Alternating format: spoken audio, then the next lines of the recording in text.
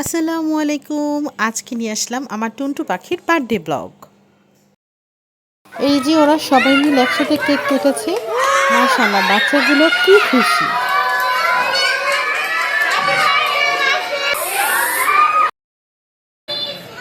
সবাই মিলে এত দুষ্টু আর এত মজা করছিল। ওদের মিস ওদেরকে সামলাতে অনেক হিমশিম খেয়ে যাচ্ছিল। তারপরেও বাচ্চাদের আনন্দ দেখে ভালোই লাগছিল। সে বার্থডের আগে থেকেই সারপ্রাইজ করে আমার মাথা খারাপ করে ফেলছে। এই যে তার জন্য এখন নিতে আসলাম সারপ্রাইজ তার প্রিয় নাকদুম থেকে। আমার ছেলে পুরাই একটা গাড়ি পাগলা। পৃথিবীর যতই দামি খেলনা থাকুক না কেন, তার গাড়ি পছন্দ। ওই যে তার বাবা পছন্দ করতেছে তার গাড়ি। তারপরে আমরা কিছু খেলাম। আমাদের আসলে অনেক ক্ষুধা লেগে গিয়েছিল। রুটি, ভাজি, চা এবং চার সাথে একটা পুরি ছিল। এই পুরিটা দুর্দান্ত মজার ছিল। তার জন্য শুধু আমি না, তার নানা নানু তাকে সারপ্রাইজ দিয়েছিল। আর আমি দিয়েছিলাম ওর নিত্য প্রয়োজনীয় যে জিনিসগুলো, যেমন সাবান, শ্যাম্পু, পাউডার, এগুলো। সেগুলোই প্যাকেট করে দেওয়াতেও অনেক খুশি হয়েছে।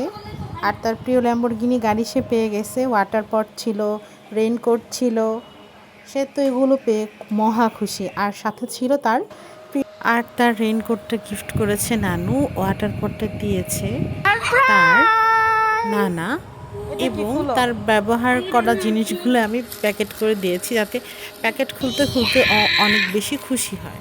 আর বাচ্চারা কিন্তু গিফটের থেকে গিফটের প্যাকেট খোলাটা বেশি এনজয় করে। আর এই প্যাকেটগুলো কিন্তু আমি আর তার বাবা মিলে তার জন্য করেছি, যাতে সেগুলো খুলে খুব বেশি আনন্দ পায়।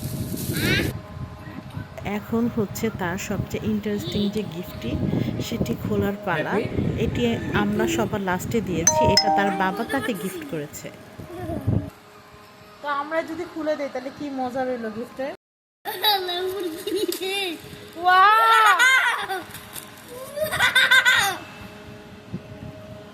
কেমন তোমার প্রিয় ল্যাম্বরগিনি?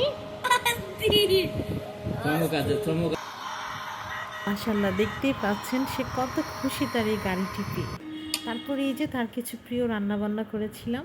আর এটা ছিল বার্থডের সেকেন্ড ডে, যেটা কিনা আমি বানিয়েছি, চকলেট কেকটি বানিয়েছিলাম।